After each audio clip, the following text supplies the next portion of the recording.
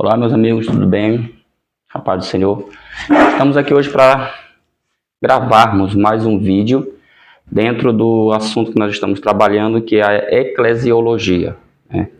Para quem não sabe, né, a eclesiologia é uma das disciplinas que as nossas teologias sistemáticas costumam abordar. E hoje nós vamos trabalhar um subtema que é a disciplina cristã, a disciplina eclesiástica. É bem verdade que a Bíblia fala sobre disciplina. A gente vê o próprio Deus, ele disciplinando os seus, né? A Bíblia mesmo fala que bem-aventurado, né? Quando Deus ele disciplina, não é punição. Há uma diferença muito grande entre punir e disciplinar. A disciplina, de forma simples, como a gente costuma sempre dizer, nas igrejas ela tem o objetivo de correção, ela tem o objetivo de tratar alguma dificuldade, algum erro que o membro de uma determinada igreja cometeu e precisa ser corrigido.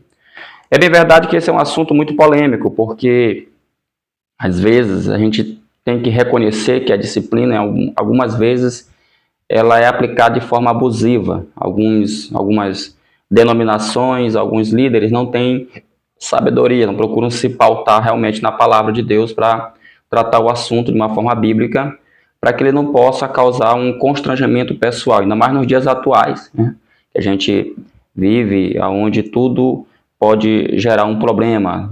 Há casos em que pessoas são disciplinadas e até mesmo recorrem à justiça comum para reparar danos morais, danos relacionados à sua pessoa. Eu continuo aqui usando o mesmo livro, né, do nosso Greg Allison, Eclesiologia, tá legal? E ele cita aqui, ele faz aqui uma citação de um autor, um pastor batista, né, que é o pastor Albert. Ele cita aqui pelo menos 5 motivos por que a disciplina ela tem sido, digamos, deixada de lado, né? Na verdade, o primeiro motivo que ele coloca sobre a questão de algumas igrejas, alguns líderes não usarem mais a disciplina é a questão do individualismo moral. A gente vê que, na verdade, gente, o nosso tempo, o tempo que nós vivemos, que é um tempo de relativismo, é um tempo de liberalismo, ou como a filosofia mesmo prega, é um período da pós-modernidade, muitos conceitos mudaram, né? Muitos conceitos mudaram. Então, essa ideia de que por exemplo, eu faço parte de uma igreja, faço parte de uma igreja. Quando eu falo igreja, eu digo denominação. E eu devo prestar conta a esta igreja. Esse pensamento na cabeça de algumas pessoas, ele não cabe mais.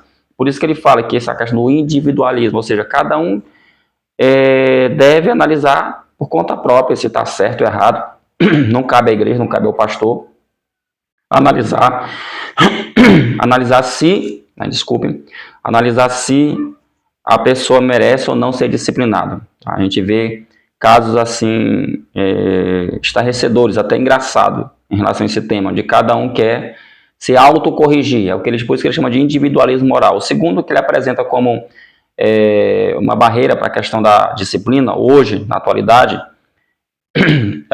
muito semelhante ao primeiro, que é a questão da reivindicação de autonomia. É o que eu acabei de falar. Eu posso, por conta própria, né, resolver os meus problemas de pecado. Terceiro, né, privacidade pessoal. Quarto, hedonismo narcisista. E por último ele fala que é o quinto, que é o relativismo absoluto. Tudo isso aqui está muito ligado, está interligado. A questão da individualidade, a questão da privacidade, a questão do hedonismo prazer, né, aquele ego, né?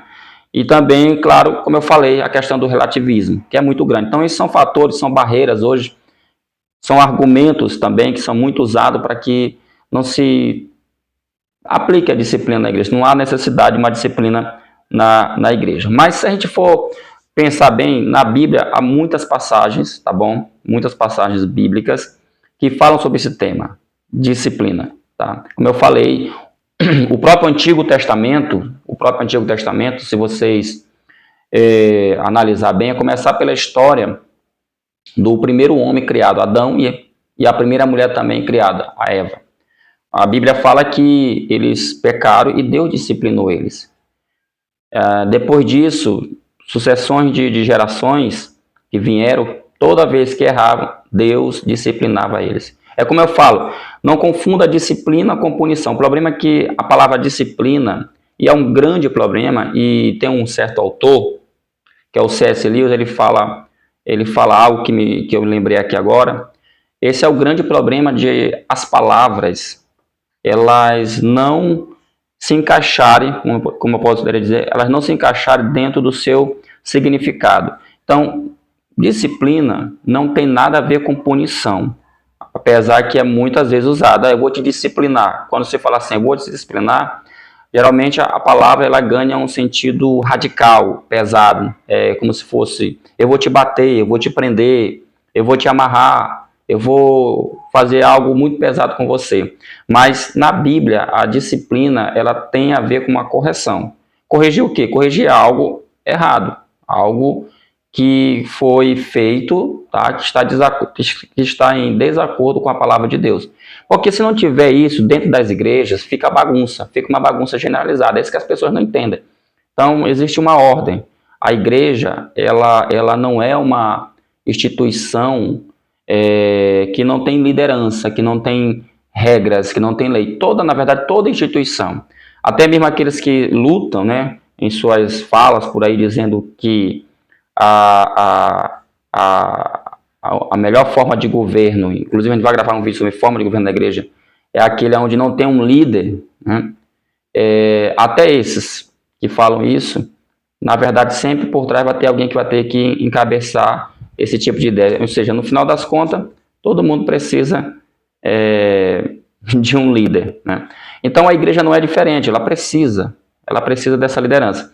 Então, aqui no livro, eu já estou falando demais, aqui ele conta, ele vai fazer aqui um passeio, tá bom? E depois ele traz 2 textos, que a gente não vai falar hoje, dos 2 textos bíblicos, mas vai ter 2 textos aqui que nós vamos estar explicando, ou pelo menos tentar explicar, porque são textos bastante polêmicos. Mas por hoje eu quero falar apenas o seguinte, por exemplo, na igreja primitiva, na Bíblia, tanto no Antigo como no Novo Testamento, você vai encontrar passagens sobre disciplina. Na igreja primitiva, havia disciplina, sempre houve. Inclusive, os primeiros cristãos, antes de ser batizados, eles tinham que passar por um processo de discipulado. Tinha que haver uma análise se eles tinham um comportamento decente, se estavam aptos a se batizar ou não. Ele fala aqui no livro, o Craig, né, ele diz assim, embora hoje em dia a disciplina eclesiástica seja uma grande parte negligenciada ou descartada com arrogância, tida como vestígio pré-histórico, é o que eu acabei de falar, ela era fervorosa e extensamente praticada no passado. Nos primeiros séculos do cristianismo, antes de catecúmenos poderem ser batizados e se tornarem parte da igreja, a vida dos indivíduos que estavam se preparando para esse evento de ingresso era minuciosamente examinada. Como Hipólito é um dos pais da igreja, instruiu no seu livro Tradições Apostólicas, quando forem escolhidos aqueles que receberão o batismo, que sua vida seja examinada, se viveram de modo honrado enquanto catecúmenos, ou seja, em outras palavras, novos convertidos, né, iniciados, se honraram as viúvas, se visitaram os enfermos e se realizaram toda boa obra. Até mesmo o meio pelo qual obtinham o sucesso era examinado e era exigido de alguns catecúmenos que deixassem sua profissão antes de poderem ser batizados. De modo específico, que profissões era essa? Pintores e escultores de ídolos. Ou seja, logo no início da história da igreja, havia muitos ídolos. Então, alguns tinham essa profissão de ser escultor e pintor. Então, se um cristão ele pintava ou fabricava ídolos, ele não estava apto ao batismo. Atores, professores escolares, ou seja, era tão pesado, irmão, a disciplina era tão pesada, aí você pode dizer assim, ah, mas isso é muito exagero, mas no início da história da igreja primitiva, aqui não tem nada a ver, que fique bem claro, aqui está no início da igreja. Se está certo ou está errado é outra história, porque muitas vezes as pessoas elas advogam que a disciplina é uma criação, é uma invenção da igreja. Da igreja, quando eu falo igreja, da instituição A, B ou C, não. Você está vendo aqui Hipólito foi lá no século ali 2 depois de Cristo, logo lá no início, tá? E ele está falando aqui como é que deveria ser o procedimento dessas pessoas antes de ser batizado. Até se a pessoa fosse um professor, ensinasse, como é que coloca, conhecimento mundano, se ele fosse um ator, ele não estava apto e não era permitido que ele se batizasse. Ele fala mais aqui, participantes de circos romanos, condutores de carros, atletas, espectadores, gladiadores e aqueles que eram associados a essas ocupações, sacerdotes indólicos, soldados e outros militares, cafetões, prostitutas, feiticeiros, concubinas e outros que se dedicavam a profissão semelhante de má reputação, tinham primeiramente de deixar essas ocupações para então poderem se tornar cristãos. Talvez por isso é que esse assunto ele vai se encaixar com mais lá na frente, que é a questão do batismo, e que vai gerar uma discussão muito grande também dentro da igreja, se o batismo ele é só um memorial ou se o batismo ele é apenas, como é que eu poderia dizer, um sacramento. Isso a gente vai ver em um outro vídeo que eu vou gravar sobre a questão batismo e também Santa Ceia. O certo é que nós temos aqui um dado histórico, escrito por um dos líderes da igreja, tá? Hipólito, aonde ele faz essa declaração que aparentemente parece ser muito pesado, mas que era assim a regra. E aqui também a gente pode extrair dentro dessa palavra dele o conceito que disciplina tem a ver exatamente com ensinamento também. A disciplina tem muito a ver com ensinamento. Por isso que algumas igrejas, quando disciplina, elas sempre dizem, olha, nós estamos aqui, na verdade, não é te punindo, é corrigindo, nós vamos sentar, aconselhar, ensinar, tratar aquela questão em que o membro se envolveu para que ele não venha mais praticar ou que ele possa vencer, ok? Durante a idade, na verdade, no período da reforma, tá, nós temos também a disciplina eclesiástica. Ele fala que ela desempenhou um papel importante nas igrejas protestantes. Martim Lutero considerava o exercício da disciplina eclesiástica uma das 7 marcas da verdadeira igreja, valendo-se de instruções de Jesus a respeito da disciplina eclesiástica, como Mateus capítulo 18, do 15 ao 20. Ele declarou, o povo de Deus, ou cristãos santos, é reconhecido pelo ofício das chaves exercido publicamente, isto é, como Cristo decreta em Mateus, se um cristão pecar, deve ser repreendido. Se não mudar de conduta, deve ser ligado ao pecado e lançado fora. Se mudar de conduta, deve ser absolvido. Esse é o ofício das chaves. Ele está falando aqui de Mateus capítulo 18. Tá? Deixa eu pegar aqui uma Bíblia. Tá? Mateus capítulo 18, que é, se não me engano, um dos textos que nós vamos estar aqui discutindo, se de fato ele tem base, né, em relação à disciplina ou não. Mas é esse mesmo, capítulo 18, tá bem aqui, ó. É um texto bem conhecido, versículo 15, que fala, que tem na epígrafe, na minha Bíblia tem, como se deve tratar um irmão culpado. Ele fala, se teu irmão pecar contra ti, vai arguí-lo entre ti e ele,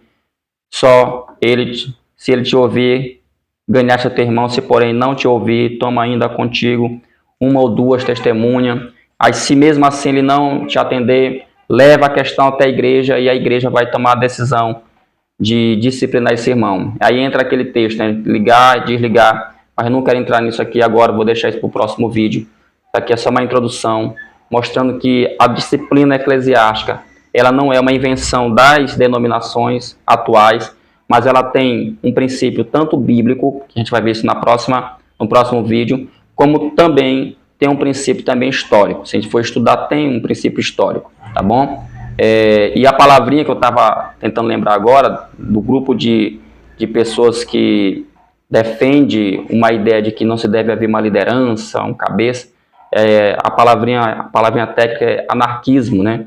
Os anarquistas defendem isso, que não se precisa de um cabeça, não se precisa de um líder, mas cada um pode, por si só, tomar suas decisões. Só que a gente sabe que isso na teoria é muito bonito, mas na prática nunca funciona. Ok, gente? Então a gente vai ficando por aqui, tá bom? Até a próxima. Semana que vem a gente vai colocar aqui um vídeo do texto de Mateus, capítulo 18, do 15 ao 20, que é o texto que Martinho Lutero cita, tá bom? Para respaldar também a questão da disciplina, ok? Um abraço, fiquem todos na paz, em nome de Jesus, até a próxima, se assim Deus quiser. Amém.